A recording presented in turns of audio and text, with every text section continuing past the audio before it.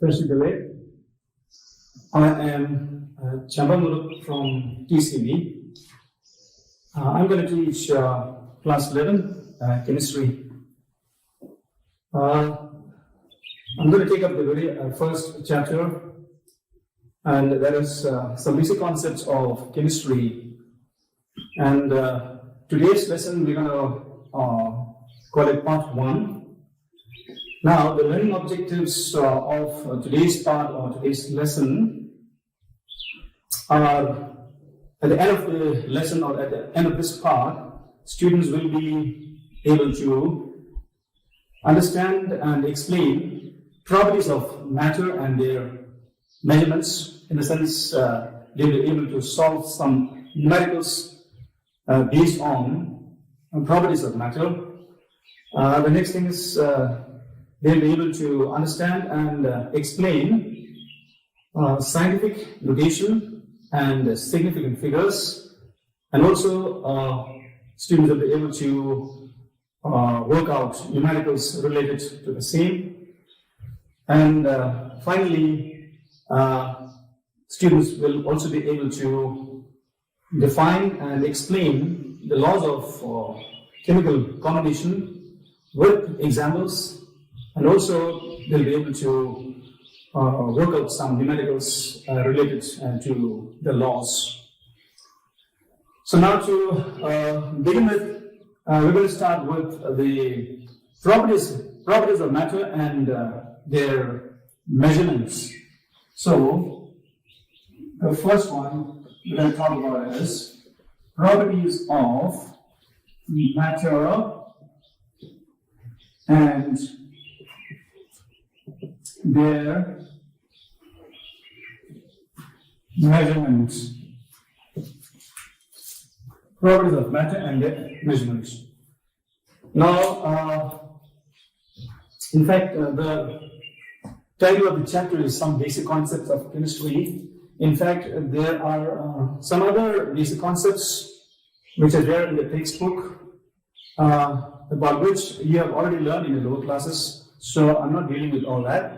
Like, for instance, what is matter, the classification of matter, and then, like you've seen, matter getting classified into mixtures and pure substances, and then you have homogeneous and heterogeneous mixtures, and then regarding pure substances, you have elements and compounds and all that. So these are sort of the things which you have already learned in your lower classes. You have some idea about these. So I'm going to start with the properties of matter and their measurement, right?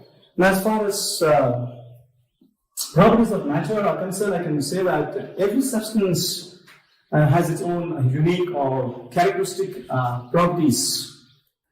Now, these properties of matter, are classified into two types. Namely, the first one you have is a physical property, or you can say the first type of properties is the physical properties. Now, what are these physical properties? Physical properties are those properties which can be observed or measured without changing the identity or composition of the substance. So, in a sense, you need not bring about any change in the identity or composition of the substance, and you can actually observe or sort of make measurements of these properties. The examples of physical properties are like, you can talk about, say, the color of an object or the color of a substance. This is an example of a physical property. Likewise, smell or odor, the odor of a substance. Then you can talk about the temperature, hotness or coldness. Or, in other words, you can take up, say, the melting point Then we also have the boiling point. Then there is the freezing point. Then you can talk about the density, you can talk about area, you can talk about volume. So all these are examples of physical properties of matter. Now the second type of properties is the chemical properties. Chemical properties. Now, chemical properties are those properties whose observation or measurement require a change in the identity or composition of the substance to be brought about. So you'll have to bring about a change in the composition or identity of the substance in order to observe or measure the chemical properties of a substance. Now, here, talking about chemical properties, you have these characteristic reactions of different substances.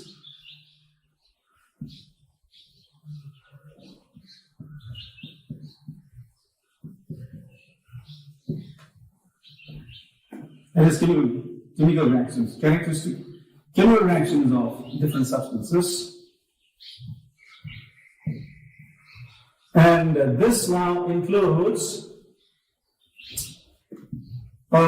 things like, you can say, acidity, basicity. Then you can talk about combustibility of a substance, combustibility, and so on, etc. So these are examples of chemical properties. Now, talking about chemical properties, to observe or measure any chemical property, one will have to bring about a change in the identity or composition of the substance. Now, the examples are like characteristic chemical reactions of substances or different substances. So, different substances, they undergo reactions in different ways, and then they give rise to different products. And based on that, we talk about chemical properties. Like the best example is, say, if you take up combustibility, whether a substance is combustible or not, you will have to sort of burn it. And when you burn, some substances may burn, some not burn. So, based on the products formed, we talk about the combustibility of the substance. When a substance burns, there will be a change in the composition of the substance, and you get a new product. So, here we bring about a change in the identity or the composition of the substance. For example, if you burn, say, hydrogen, H2, you will get H2O. So there is a complete change in the composition of the substance. Hydrogen, dihydrogen, hydrogen gas changes to H2O. So this way, there are many examples, right? All right. Now, as far as these properties are concerned, most of these physical properties, they are quantitative in nature, and any property which is quantitative in nature, it has to be expressed using a number followed by the unit in which it is measured. Now, for example, if I say that the length of a room, if I say that the length of a room is, say, the length of a room is 5 meters. Now here, length, it is a physical quantity here. Now the length of the room is 5 meters. Now since it is quantitative, it is expressed by using a number, and the number is followed by the unit in which it is measured. So 5 here is a number, and n here stands or it denotes meter, that is the unit in which it is measured. So these physical quantities, they must always be represented by a number followed by the unit in which it is measured. That's it. So this is all about properties of matter. You have two types, mainly physical properties and chemical properties. These are the examples. And now, as far as these units are concerned, you have the international system of units. It's also called the SI system. The international international system. I'm sorry. International system of units. The international system of units is also called the SI system. We call it SI system. Now, this SI system, or the international system of units, consists of 7 base units. Now, these 7 base units are based on the 7 base physical quantities which pertain to the 7 fundamental scientific quantities. Now, the first base unit we're going to talk about is for the base physical quantity length. The base physical quantity length. Now, this physical quantity called length, it is represented by the symbol L. L is not the unit. L is not the unit. It is the symbol for the quantity, physical quantity length. And now the name of the SI unit for this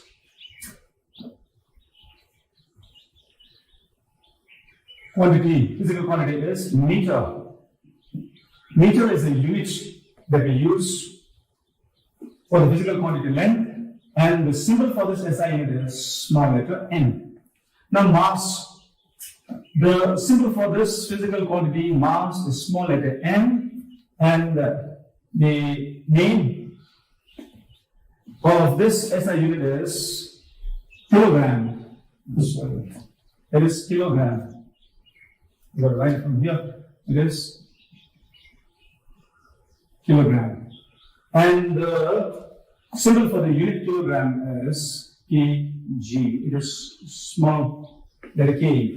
The symbol for the physical quantity time, it is small letter t. And the name of the unit for time is second. We use second, and the symbol here is s. The symbol for this physical quantity temperature is T, and here it is the unit is Kelvin, and the symbol for the unit is K. Amount of substance we denote it by small letter n. The unit here is mole, M-O-L-E, and the symbol for the unit is mole. Then we have electric current. The symbol for this quantity is I, and the name of the unit is ampere, and the symbol for the unit is capital A. The luminous intensity, it is denoted by this IV, symbol IV, and the name of the unit is candela, and the symbol for the unit is CD. CD is candela. So you are supposed to be thorough these 7 base units for these 7 physical quantities. Now, the unit of length is meter. Its symbol is m. The unit of mass is kilogram. It is small letter k, kg. The unit of time is second, s. Unit of temperature, it's Kelvin. K there. Amount of substance, mole. Electric current, I. I is for the physical quantity, and then the unit is ampere. Luminous intensity is CD. Okay, so this is all about the SI system, or the international system of units. You must be aware of these. Now, next we're going to move on to some calculations here. Now, as far as these calculations are concerned, like I just want to tell you about something called the unit factor before we do any calculations here, right? So there is something called the unit factor. Unit factor. Let's see what is this unit factor. Unit factor. Now this thing called unit factor, this is helpful when it comes to expressing one unit in another form, in another unit. Like for example, if you're asked to express meters in terms of centimeters, how do you do it? Or if you're asked to express centimeters in terms of meters, how do you do it? So here there is something called unit factor. So a unit factor is a factor by which a given quantity has to be multiplied in order to get the desired units. Like now, you know that the standard expression 1 meter is equal to 100 centimeters, right? 1 meter is 100 centimeters. Now, 1 meter when divided by 100 centimeters is equal to, can you say what do you get here? So this is the same as dividing 100 centimeters. 1 meter is the same as 100 centimeters, right? 100 centimeters. So when you divide 1 meter by 100 centimeters, you're going to get 1. And this is again the same as dividing 100 centimeters by 1 meter. So whether you divide 1 meter by 100 centimeters or 100 centimeters by 1 meter, it is one and the same. Now the same thing applies to, say, kilograms. Okay, 1 kilogram is equal to 1,000 grams. This is what we know. Now when you divide 1 kilogram by 1,000 grams, sorry, this is 1,000 grams, you're going to get 1 as answer. And this is again the same as dividing 1,000 grams by 1 kilogram. So whether you take this expression or this expression, you're going to get 1 as the answer. It is a unit. So such an expression is called a unit factor. Now let's take one example. Like now here 1 meter is 100 centimeters. Now if you are asked to express, say 5 meters in terms of centimeters, so what we can do is, this is the quantity that is 5 meters, and now you have to express this in terms of centimeters. So, as I said just now, a unit factor is a factor by which a given quantity should be multiplied in order to get the desired unit. So here, you want the final answer in centimeters. So what it is, you will have to write the unit factor here such that the numerator of the factor here has the unit or has the desired unit. So this is 100 centimeters divided by 1 meter, because this expression here is a unit, it is just 1. Because when you divide, you get 1. So when you multiply 100 centimeters, when you divide 100 centimeters by 1 meter, you're going to get 1. So it is like multiplying 5 meters by 1. There's going to be no change in its value as such.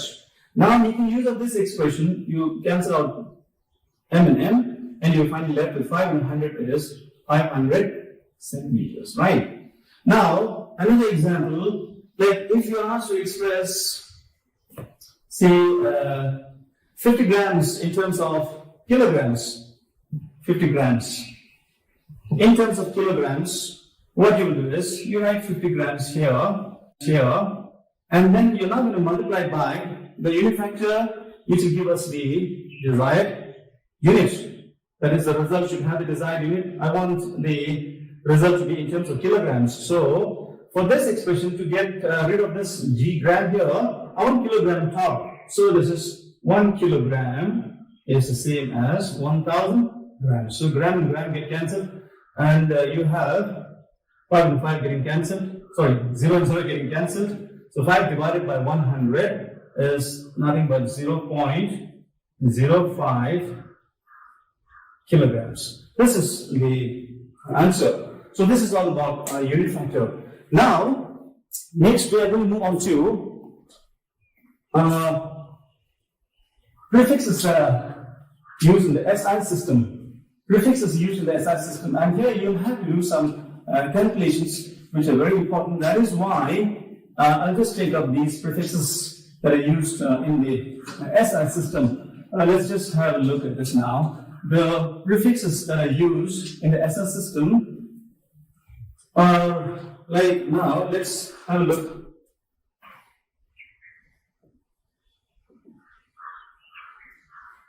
Prefixes used in the SI system. Prefixes used in the SI system.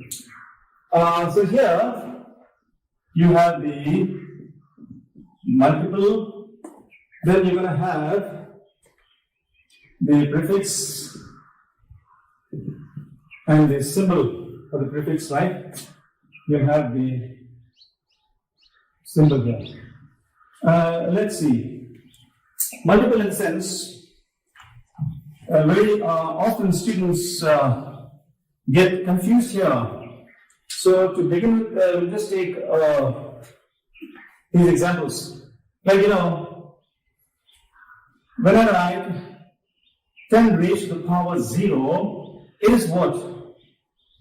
Any number raised to the power 0 is 1, this is what we know. Okay, it is 1, just keep this here. Now, we're talking about units here. So 1, you may take this as, to begin with, 1 meter, or you can take this as 1 liter, or 1 gram, whatever. Now, let's take it as 1 meter. Now, let's see what happens next. When you divide 1 meter by 10, divide 1 meter by 10, 1 meter by 10, it is 10 to the power minus 1 meter, right? So 10 to the power minus 1. This 10 to the power minus 1 here, it is called deci. You should call it deci. That is, when you divide 1 meter by 10, 1 meter has 100 centimeters. You divide it by 10, it is actually 10 centimeters. It's called deci. So what I do is 10 to the power minus 1 is called deci. The symbol for this is small letter d. Now the same thing, when you divide 1 meter by 100. So this is, when I write 10 to the power minus 2, it is nothing but 1 by 10 to the power 2. It is dividing 1 by 100, isn't it? 1 by 100. When you divide 1 meter by 100, you're going to get 1 centimeter, isn't it? 1 meter divided by 100 is 1. That is 1 centimeter. So here 10 to the power minus 2, it is called centi, and the unit for this is c. When you divide 1 meter by 1000, that is 10 to the power 3. Sorry, 10 to the power minus 3. When it's 10 raised to the power minus 3, it is nothing but 1 by 1000. It's like dividing 1 meter by 1000. So here it is called milli. And next, you're going to divide 1 meter by 1 million, that is 10 to the power negative 6. This is called micro. And unit, so for milli it is m. For micro, we write this symbol. Then 10 to the power negative 9, that is 1 billion. You're going to divide 1 meter by 1 billion. So here it's called nano. And for nano, the unit is small letter n. Then next you have 10 to the power negative 12. You're going to call this pico. small letter P. Then there is for negative 15, it is called femto, small letter F here, and so on. You have to, there's a negative 24. Well, that's fine. Now, this is just 1 meter. And now going down, you're multiply this 1 meter. Here, what you've actually done is you have multiplied, in the case of this deci, it is 1 meter multiplied by 1 by 10. 1 meter multiplied by 1 by 10. And you are getting 10 to the power minus 1. So this 10 to the power minus 1, it is called deci. You got to call it deci. So next you are going to multiply this 1 meter by 10 to the power 1. 10 to the power 1 is what? It is 10. So 1 meter multiplied by 10 is 10 meters. 10 meters is called deca, and the unit here is dA. And next we are going to multiply 1 meter by 10 to the power 2. It is 1 meter into 100 is 100 meters. It's called hecto, H-E-C-T-O, and it's denoted by small letter h. Then you're going to multiply 1 meter by 10 to the power 3. It is 1,000. 1,000 in the sense 1,000 meters is 1 kilometers. It is called kilo here. It is denoted by a small letter k. Then next here is power 6. It is mega. And the symbol here is capital N. Yeah. Next 10 is power 9. It is giga. And the symbol here is G. Then when you go to 10 is power 12, it is called tera. It is capital letter T. The unit here is capital letter T. So this is how you're supposed to answer. Now what you need to remember is whenever you see nano, you can write 10 is power negative 9. When you see micro, it's a negative 6. When it stands for 10 is negative, no, for milli it stands for negative 3. For cent it stands for negative 2. For deci it stands for negative 1. And for deca, it is 10. For hecto, this is hecto here, it stands for 10 to the power 2. For kilo, it is 10 to the power 3. For mega, it stands for 6. Down, when you come down, it is more and more positive. Larger the number here as you go down. And then here, the values are smaller actually. So 1 meter, when you go down, it's getting multiplied by 10 to the power 1, 10 to the power 2, 10 to the power 3, 10 to the power 6, 10 to the power 9, and so on.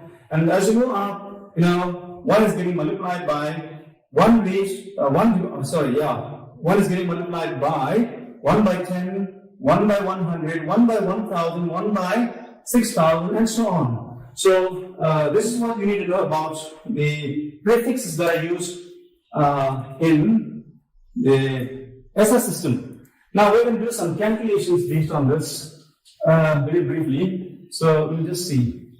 Now the thing is that you may be given one quantity with its unit, and then you'll be asked to express the same in another unit. So let's see how this change can be done. And for this, the very first example I would like to give you is like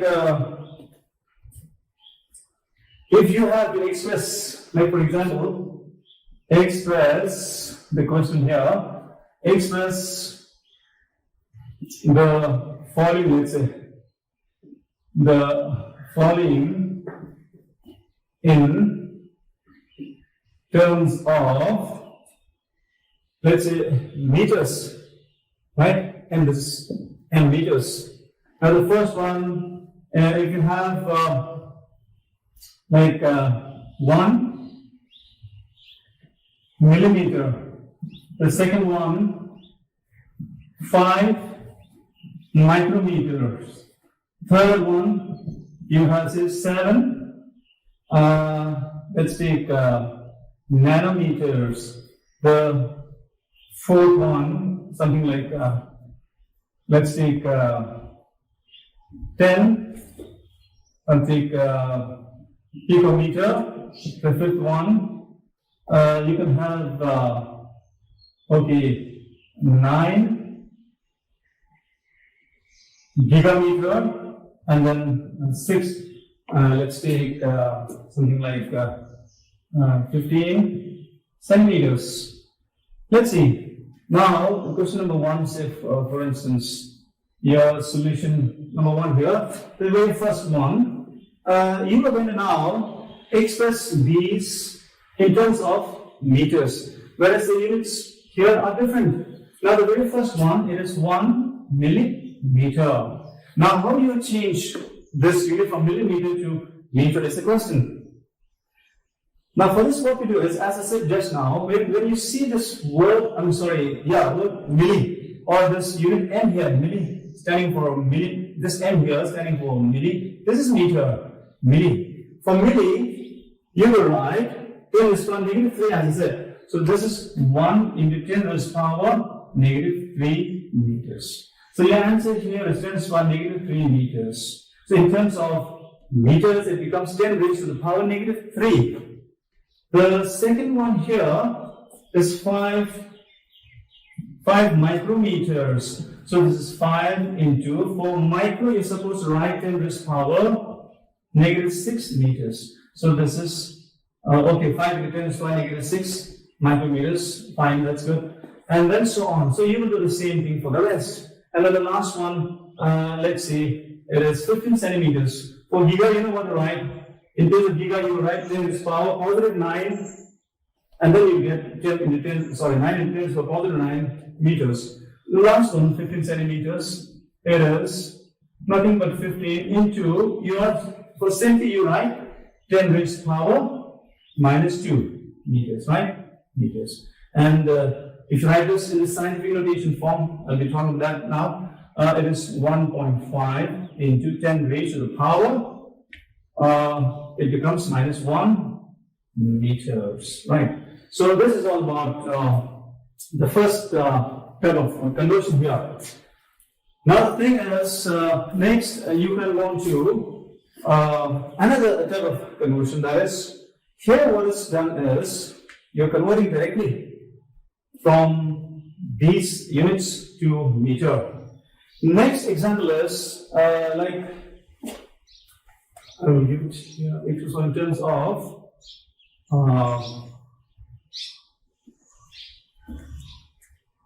express the following in terms of, now let's say nanometers. Let's change these to nanometers. Then I think you will get it. Question number 2, and then solutions here for the next question. As I said just now, we're going to express the following same quantities in terms of nanometers. The unit, the final unit has to be in terms of nanometers, right? So let's see. This is solution number 2 plus some answer. You have 1 millimeter here, 1 millimeter.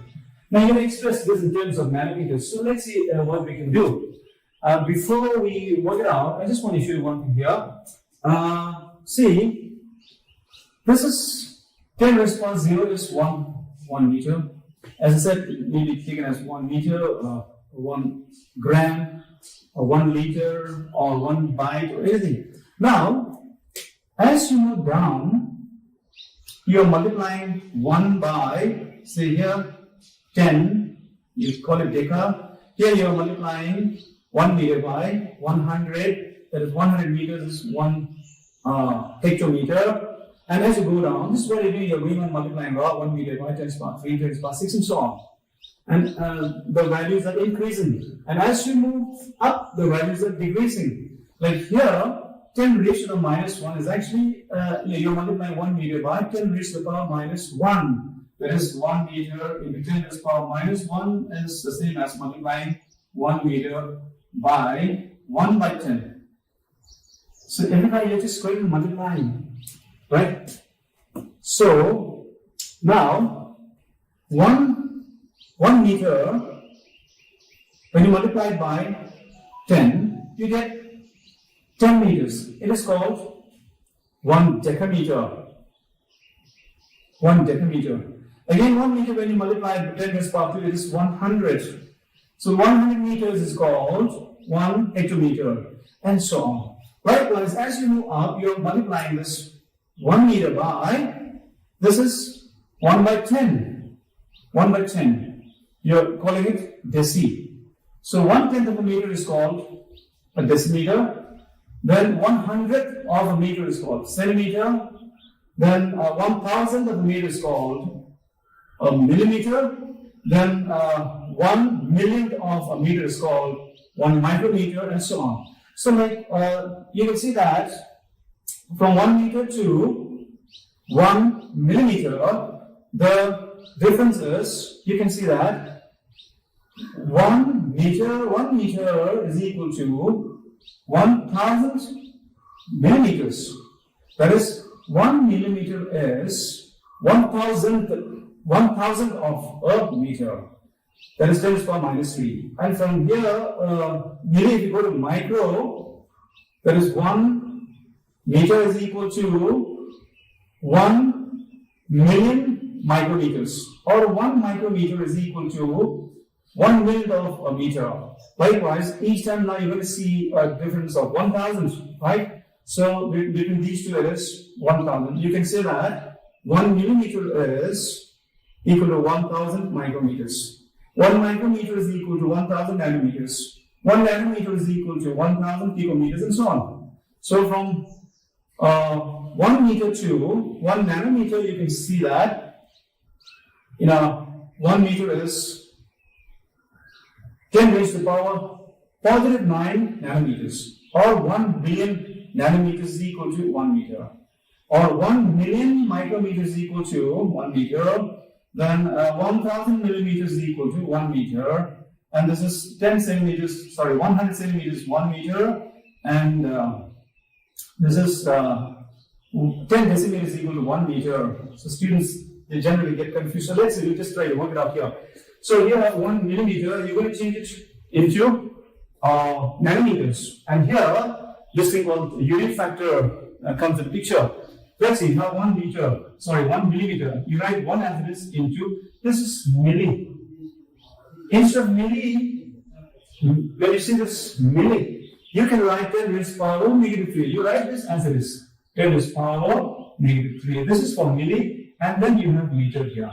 This is meter. Now you have to change this meter into nanometers. And then, as I said just now, your unit factor, you want the final result in terms of nanometers, and you have to get rid of this meter. So 1 meter is the bigger unit. 1 meter has how many nanometers? 10 raised to the power positive 9 nanometers. So here meter and meter get cancelled. The final answer is 1 into 10 raised to the power positive 6 nanometers. This is the answer. Now, in the same way, you can do the second question here, that is 5 micrometers. Now, you write 5 as it is, and then for micro, you can write 10 raised to the power -6 meters. And again, change this meter into nanometers. So it is 1 meter, again, is same as 10 raised to the power positive 9 nanometers. Meter and meter get cancelled. So this is 5 into 10 raised to the power positive 3 nanometers, and so on. This is how you can do it. So you can try the rest on your own. And the last one, again, it is 15. It's the sixth one. It is 15 centimeters. Let's see, 15. For centi, you can write 10 raised to the power -2 meters. And now, this meter, again, same thing. 1 meter is the same as 10 raised to the power 9 nanometers. This is the unit factor, right? These two, they made the same, because in 1 meter you have 10 raised to the power positive 9 nanometers. Nanometer is very small, this thing. Small unit, right? So meter and meter get cancelled. Your answer here is finally 15 times 10 raised to the power positive 7 nanometers. And The scientific notation form you will get, this is 1.5 into 10 raised to the power. It becomes 8. Yeah, 8 nanometers wide. So this is all about conversions, from one unit to another unit. That's it. Now next we're going to move on to what is known as the scientific notation. Scientific notation. Now, you know that chemistry, deals, in fact, with the study of atoms and molecules, which are extremely small in size and are present in extremely large numbers. So when you talk about the number of atoms and then the number of molecules, because of their small size, they're present in very, very large numbers. That's one thing. And at the same time, if you talk about the masses of these atoms and molecules, because of their extremely small size, their masses are also extremely small. They have very, very small masses. So the problem here is, when you talk about the number of atoms and the number of molecules that are present in a given compound or a substance, you have to deal with very, very large numbers. Like in chemistry, chemists or people studying chemistry have to deal with very, very large numbers. Like now, in fact, I should write the subtopic here. It is scientific notation, right? Scientific notation, or it's also called exponential notation, you know it. So, because of the small size of these atoms and molecules, even in a very small quantity or amount of any substance, you will have a large number of molecules or atoms for that matter. Like now, talking in terms of the number of these atoms and molecules, like if you take a hydrogen, that is dihydrogen gas, when we take 2 grams of dihydrogen gas, this is the molar mass of hydrogen gas. It is said that there is 602 followed by 0000. Okay, you will have to log 20 zeros here, 20 zeros of hydrogen molecules. So 602, 00, 20 zeros here, 20 zeros, right? Keep this in mind. So this is an extremely large number. And now, talking about the mass of these atoms and molecules, for example, if you consider the mass of an atom of hydrogen, the mass of an atom of hydrogen is found to be something like 0.0000. You have a total of 23 zeros. You have 23 zeros here. And then it's 16736 grams. Yeah. So this is now the mass of an atom of hydrogen. So, like, if you have to keep writing these numbers over and over again and again, I should say, it's going to be very time consuming and very difficult. So, what scientists have done is they come up with what is known as the scientific notation, with the help of which you can write these numbers in a very simple fashion or simple manner. So, let's see what the scientific notation is like. Now, in order to solve this problem, a number can be written in the form n into 10 raised to the power n, where the small letter n is the exponent here. It is an exponent having positive or negative values, right? So n may be this n here, a positive integer or a negative integer. And then your n here, the value of n here lies between 1 and 10. So it may be 1 point something, 1.5, 1.567, anything, or it may be 2, 2 point something, 3, 4, 5, 6, up to 9.99. Okay, so this is how these extremely large numbers or extremely small numbers are, represented using the scientific notation. Now let's take some examples, right? Now some examples here, like if you have this number 12. Now, if you are asked to write this in the scientific notation form, the scientific notation of this number 12. Now, number 12 is more than 10, which means it doesn't lie between 1 and 10. So now, I can write this as 1.2 into 10 raised to the power 1. So this is 12 here. When you make it 1.2, its value has been reduced.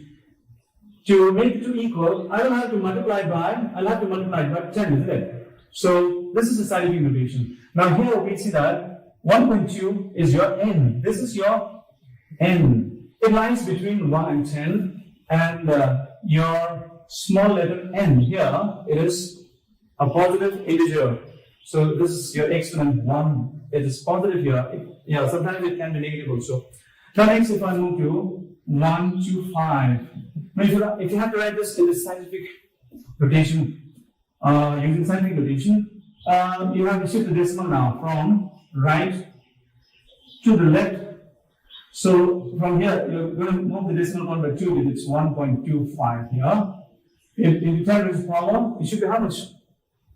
Here, 1.25 is less than 125. So to make it equal, you'll have to multiply by 100, isn't it? That is 10 raised to the power 2. You're writing 2 here because you have shifted the decimal point by 2 digits, 1, 2 to the left. Right? When you shift digits to the left, you'll have to increase the number of zeros there. Right. So likewise, suppose you have 1, 3, 5, 7.28. Write this in the scientific notation form. It is 1.35728 into 10 raised to the power. It's going to become by 3 digits you're shifting to the left, right? So power 3. I'm sorry. That's it. Now suppose, okay, now in the same way, let's try to solve this problem here now. This number here, 6022, followed by 20 zeros, right? You have a total of 20 zeros here. Now the answer here will be, you will have to now place the decimal point right after the first digit from the left. Always the decimal point should be placed right after the first digit from the left.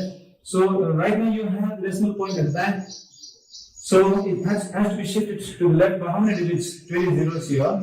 21, 22, 23. So it is 6.022 into 10 raised to the power 23, because you shifted the decimal point by 23 digits to the left. So this is how it is solved.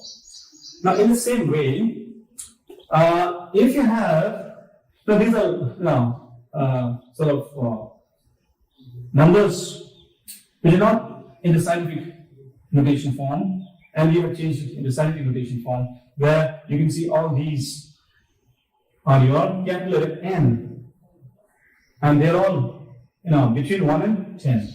Now when you have small numbers, like for example, if it is 0.5, you have to write this in the scientific notation form. So what happens is 0.5 is less than 1, so what I'll have to do is I'll have to make it 5. And now 5 lies between 1 and 10, and 0.5 and 5 are not equal, they're not equal. 5 is greater. Now I have to reduce the value. For this one, it is divided by 10. I have to divide it by 10, isn't it? Then you get back 0.5. Now when you take this 10 to the numerator, it becomes 10 as 1, negative 1. So it is 10 raised to the power negative 1. Suppose you have 0.03. Okay, suppose you have this number. Now, if you have to write this in the scientific notation form, it becomes 0.03 becomes 3 into 10 raised to the power. You are shifting the decimal point to the right. How many? 1, 2. So it is negative 2, and so on. So whatever kind of number you have doesn't matter. So like another example, 0.000476. Again, this can be written as 4.76 into 10 raised to the power 1, 2, 3, 4 times the negative 4. So this is in the scientific notation form. And now finally, to solve this problem here, you have 0.0000 and a total of, I think, 23 zeros, followed by 16736 grams, anything. Okay, so here 23 zeros and then 16736. Now if you put the decimal point here, 1.6736 into 10 raised to the power, if you increase the number, so to decrease it, raised to the power negative 23 plus 1, 24, negative 24 grams. So this becomes the scientific notation of this extremely small number. So this is all about your scientific notation. Now the next thing that we're going to take up is what is known as significant figures. Significant figures. Now as far as significant figures are concerned, you know that all measurements are inaccurate to some extent. So like in the laboratory, whether it's in the physics lab or in the chemistry lab or anywhere, when you carry out these measurements of these physical quantities, like it is said that all measurements are inaccurate to some extent. Therefore, the numbers that we use to represent any quantity should actually tell us the precision of the measurement. Precision of the measurement. That is something very important. So, in order to solve this kind of problem, or to be more precise, what is done is these measurements or the values that are obtained, they are expressed in such a way that all the digits except the last digit are uncertain. Now this is to say that suppose, I'm going to write significant figures here, right?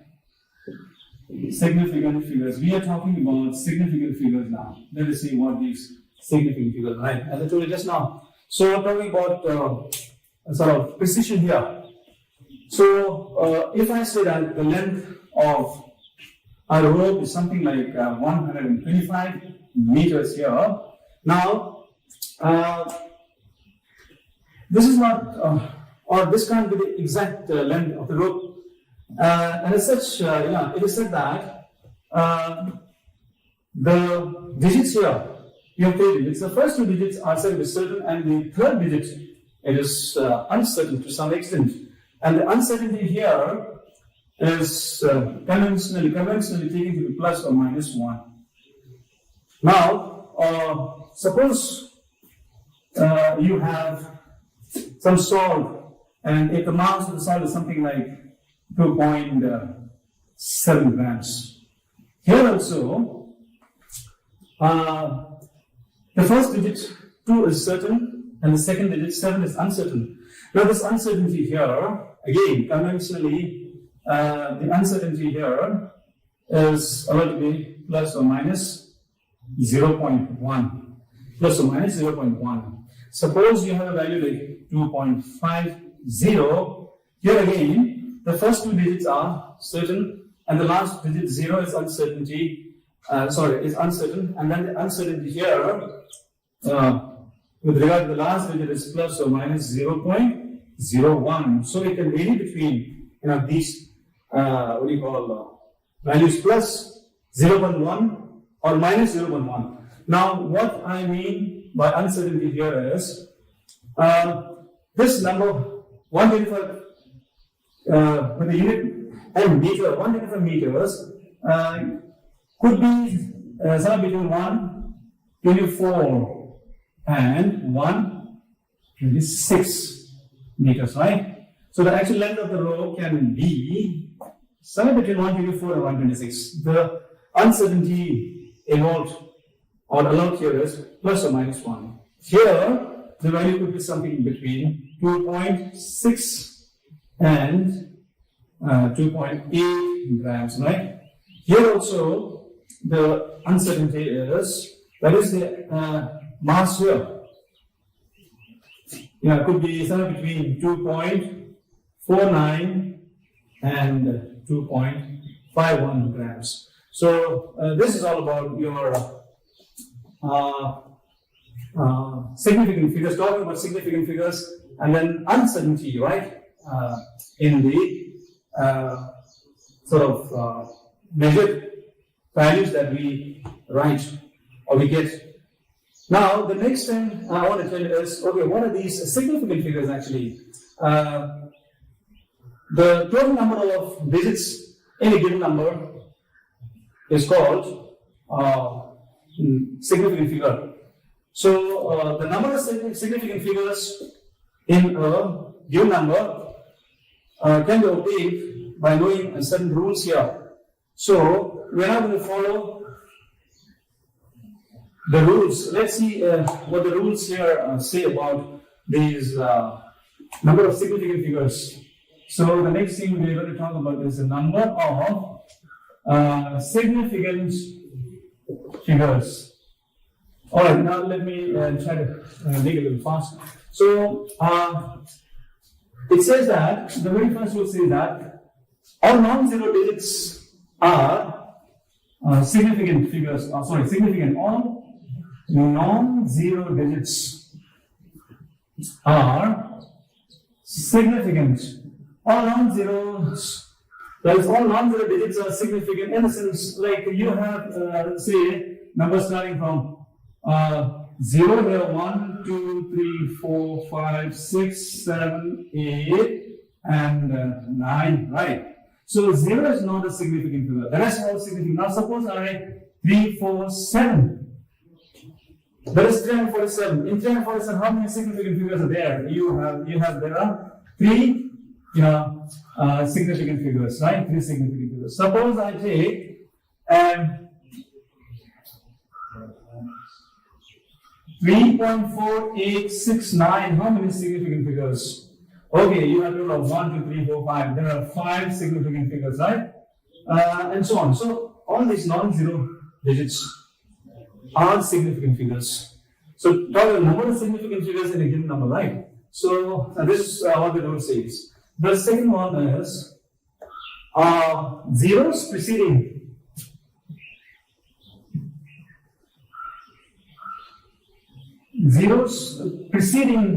the first non-zero digit.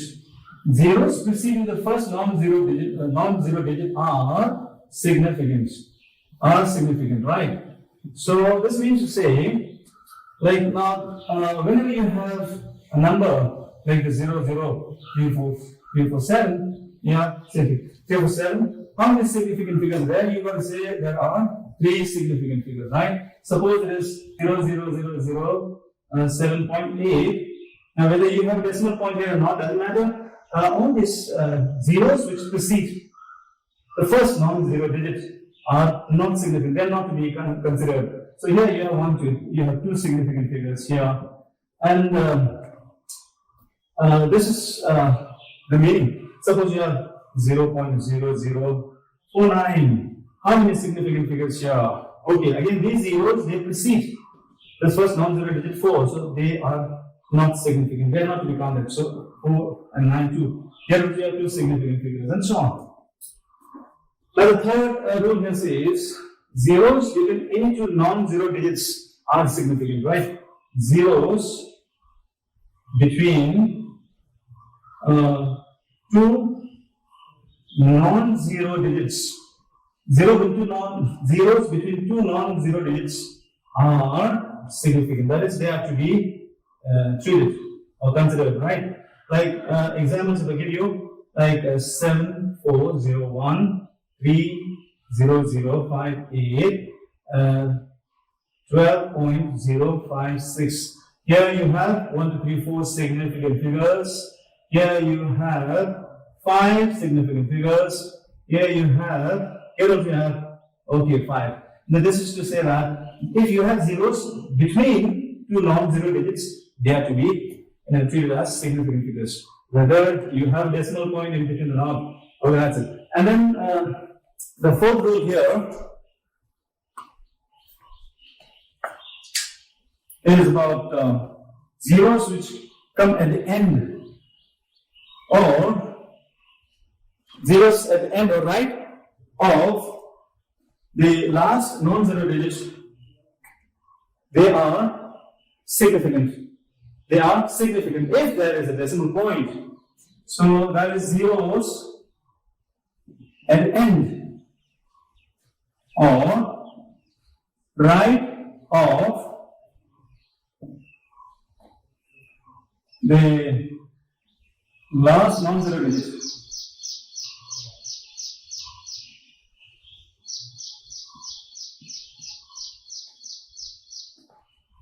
Are significant,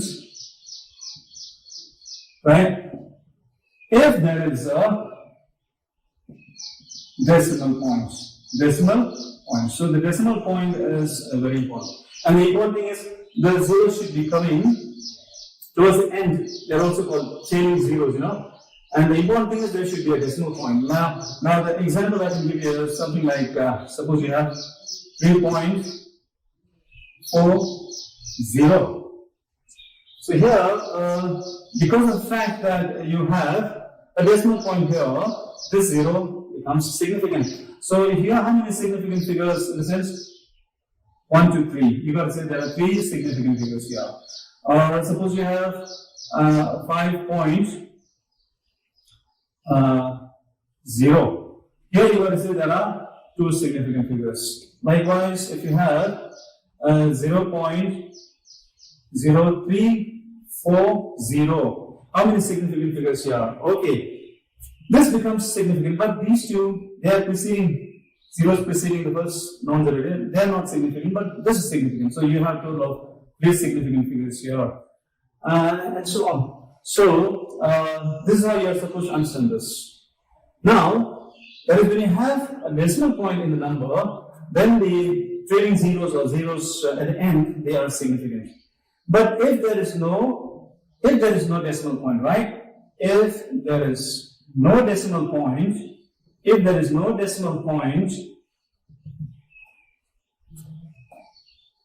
then the zeros at the end are not significant. Then the zeros at the end are right of the last non-zero digit.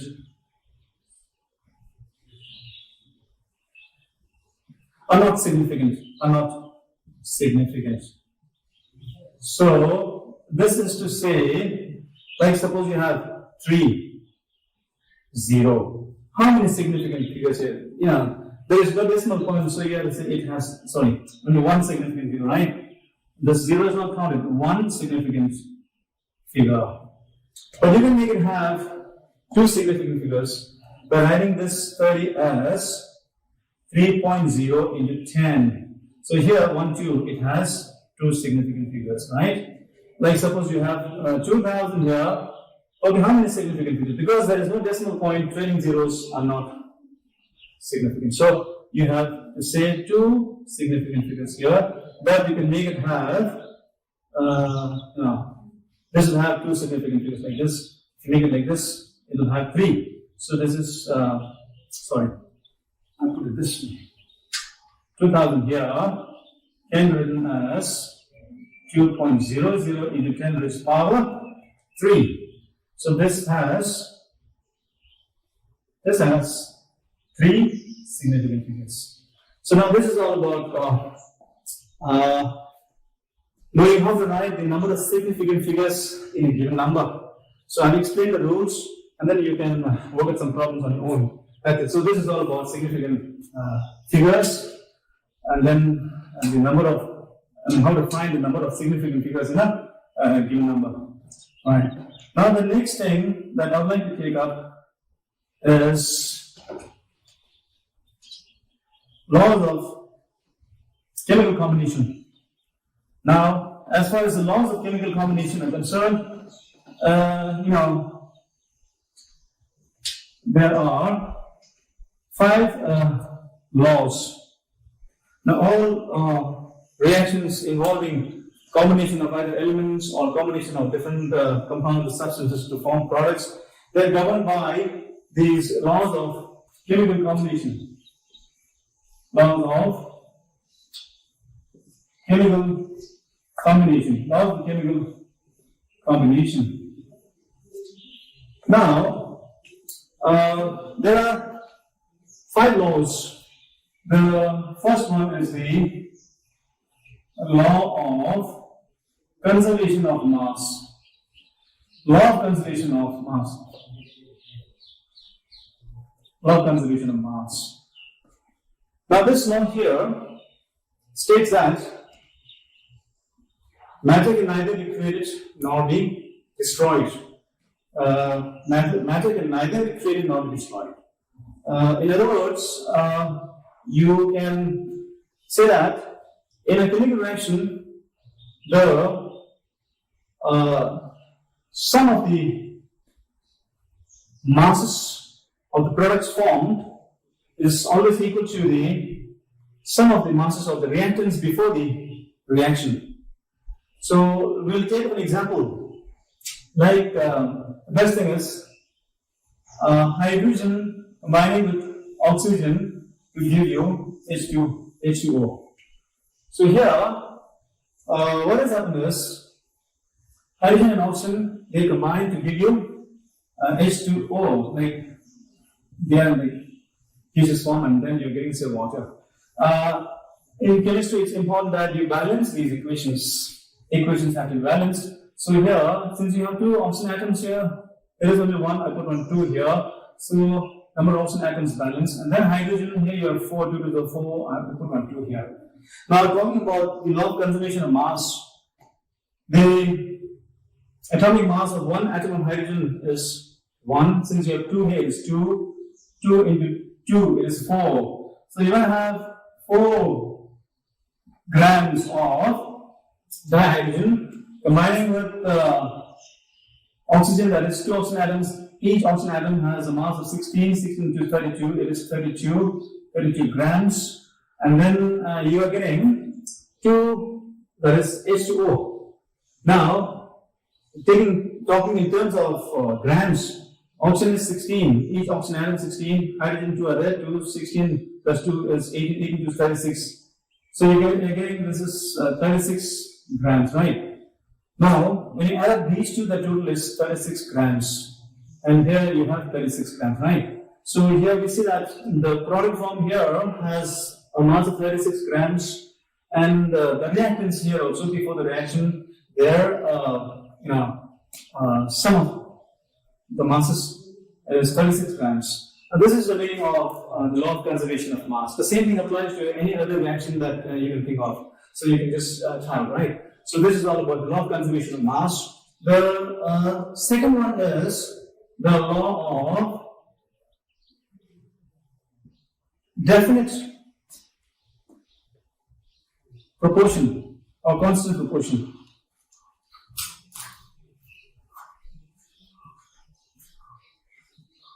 Definite proportion or constant proportion or composition.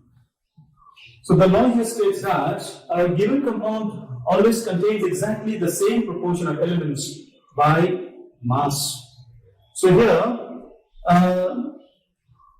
it is to say that the composition of a compound always remains the same. It's always fixed,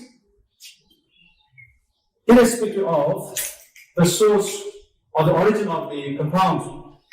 Now, talking about this, like if you consider water, the composition of water is always fixed.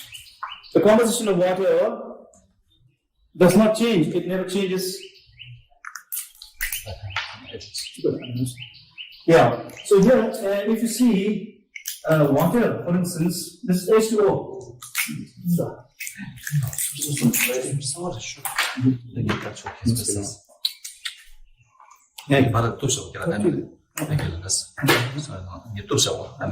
Okay, so it's H2O.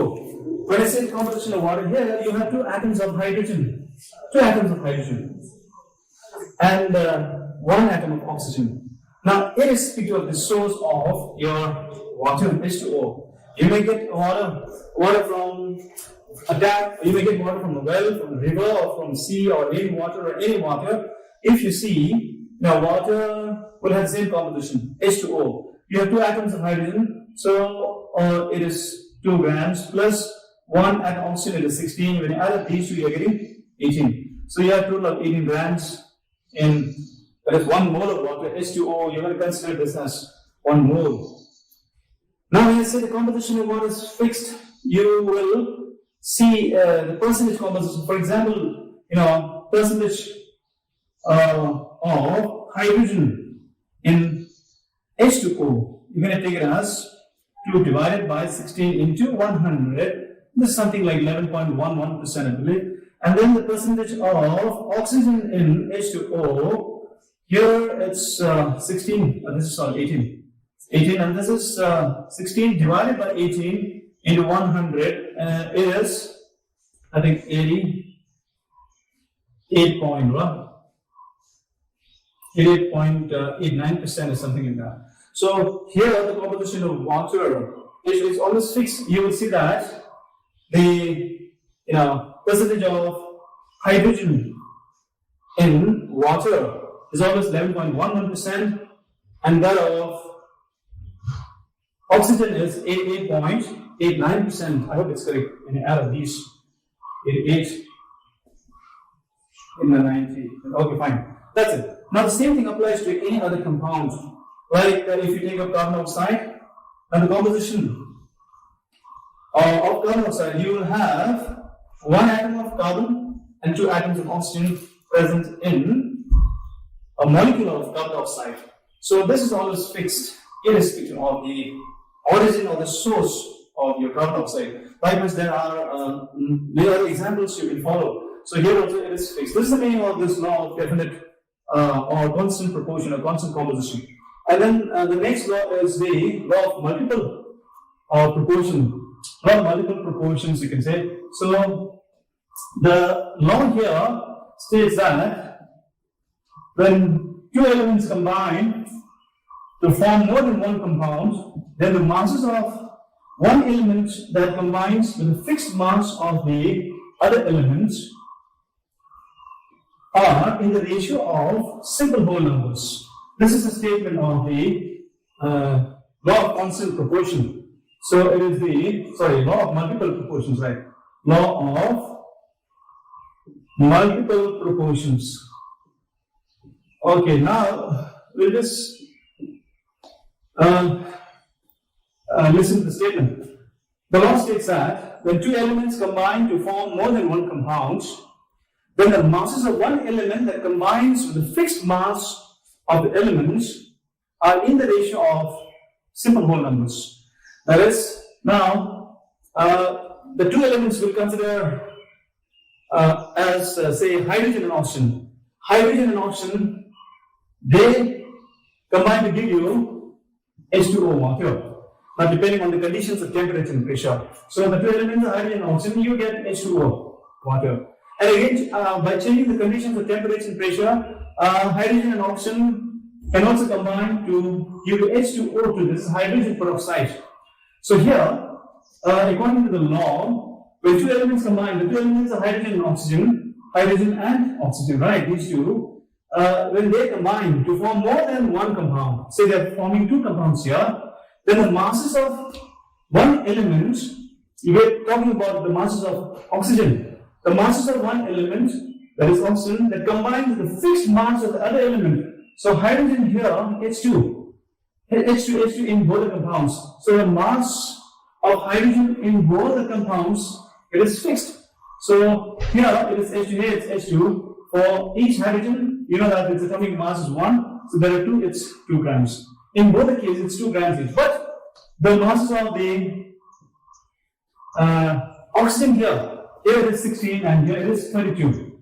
So you will see that the masses of oxygen here, they are different. In the first compound, it is 16, here it's 32. Now these two, they are always in a similar ratio. Now 16 is to 32 is nothing but 1 is to 2. So this way you can see that the masses of one element that combined with the fixed mass of the other element, they are in the ratio of simple whole numbers, 1 is to 2. Likewise, you can take up carbon and carbon dioxide. Here once again, the masses of carbon, it's fixed. Carbon has mass of 12 atomic mass units, or you can say 12 grams each.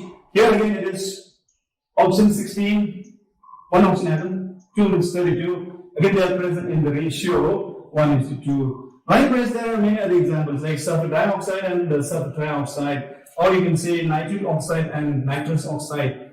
So here you can easily find out oxygen raw. It is here. This is fixed. Here oxygen is fixed. Here now you will see these two, nitrogen and nitrogen. That is one nitrogen atom here, 2 here. So here nitrogen, it is 14 here, and then it's 28. Again, they are in the ratio 1 is to 2. The mass of oxygen is fixed. You have just 1 atom each. So this is all about the third law of multiple proportions. And the next, it is the fourth law. This is called the Gay-Lussac's law of gaseous volumes. This is a very simple one. Gay-Lussac's law of gaseous volumes. So here, the law says that when gases combine or are produced in a chemical reaction, they do so in simple whole number ratio by volume, provided the gases are at the same temperature and pressure. So this is the fourth law. It is called the Gay-Lussac's law of gaseous volumes. What? Gay-Lussac's law of gaseous volumes. It's something like this. So now, when gases combine or are produced in a chemical reaction, they do so in a simple ratio by volume, they say. Like best example, hydrogen and oxygen. Now, hydrogen and oxygen, they combine to give you H2O, get the equation balance. It is 2 here, it's going to be 2 here. Now, talking in terms of volumes here, like later we'll be talking about stoichiometry, and in that you will understand these equations in a broader way. Like now here, you have 2 volumes of hydrogen, 1 volume of oxygen, 2 volumes of H2O. Now they are all supposed to be in the gaseous state, right? So H2O gaseous state is vapor. So here you have 2 volumes of hydrogen, 2 volumes of oxygen, and 2 volumes of H2O. So this is 1 volume. Yeah, this is 1 volume, right? And now, if you look at these volumes carefully, because it is 2 here, so you have 2 volumes. Like this may be 2 moles of dihydrogen, 1 mole of dioxygen, and 2 moles of H2O. So here, then the ratio 2 is to 1 is to 1, simple ratio. This is what it means. Now, another example, if you take nitrogen and hydrogen, when you combine or when you make nitrogen and hydrogen react, you will get ammonia NH3 here. if you balance the equation, okay, nitrogen 2 atoms make it 2 here, so it is 3 here. Once again, you will see that they are present in, this is 1 volume here, this is 3 volumes here, this is 2 volumes here. Now when I say volume, if you consider the volume in terms of liters, when you have 1 liter of dinitrogen gas, it combined with 3 liters, 1 liter, combined with 3 liters to give you 2 liters of ammonia. So once again, you see that they are in the simple whole number ratio, that is 1:3:2. The same thing applies to all other reactions involving gases. So this is according to Gibbs-Sachs law of gaseous volume. And then the last one, it is Avogadro's law. It is a very sort of interesting kind of law. The fifth one, it is Avogadro's law.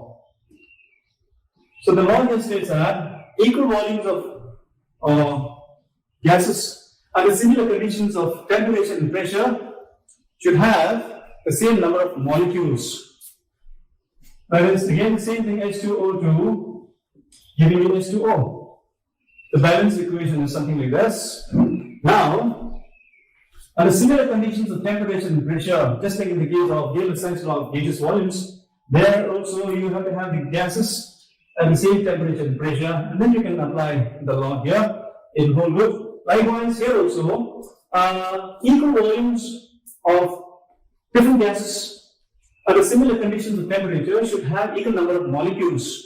Now, again, you'll be able to understand this better once I teach you about stoichiometry. So this can be understood as 2 molecules of hydrogen, dihydrogen, that is combining with 1 molecule of oxygen, giving you 2 molecules of H2O. Now again, they are supposed to be in the gaseous form. So now when I say 2, this is 2 volumes, this is 1 volume, this is again 2 volumes here. Now when I say equal volumes of all gases under similar conditions, now equal volumes in the sense, these 2, this is dihydrogen 2 volumes, this is H2O 2 volumes. Then if you take this is 2 liters, this is 2 liters here, right? Now these 2 are equal, for instance. Now they should have the same number of molecules here. If you have, say, for instance, in 2 liters, if you have 1,000 molecules of water, you must have 1,000 molecules here in 2 liters of dihydrogen also. Now this is, say, 1 liter.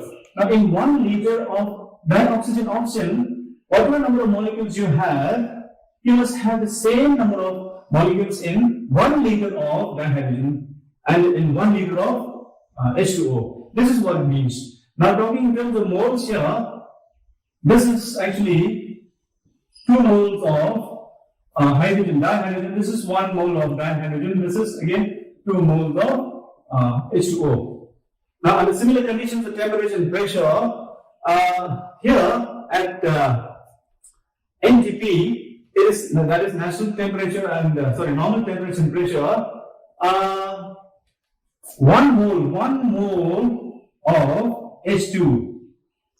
Dihydrogen, or when you have 1 mole of dioxygen or 1 mole of H2O, they should contain, their volume should be 22.4 liters. This is what they found, 22.4 liters. And the other thing is, in 1 mole of dihydrogen, you must have that is a total of 6.022 in the 10 raised to the power 23 molecules. That is molecules of hydrogen. The same number of, that is 6.022 times 23 molecules of oxygen. And then again the same number here, that is 6.023 molecules of H2O. So 1 mole of hydrogen, 1 mole of oxygen, or 1 mole of water, they should all contain the same number of molecules. That is 6.02 times 23 molecules. This is called your Avogadro number. So maybe I'll be telling you about this in the next part. Thank you very much. So I stop here. Thank you very much.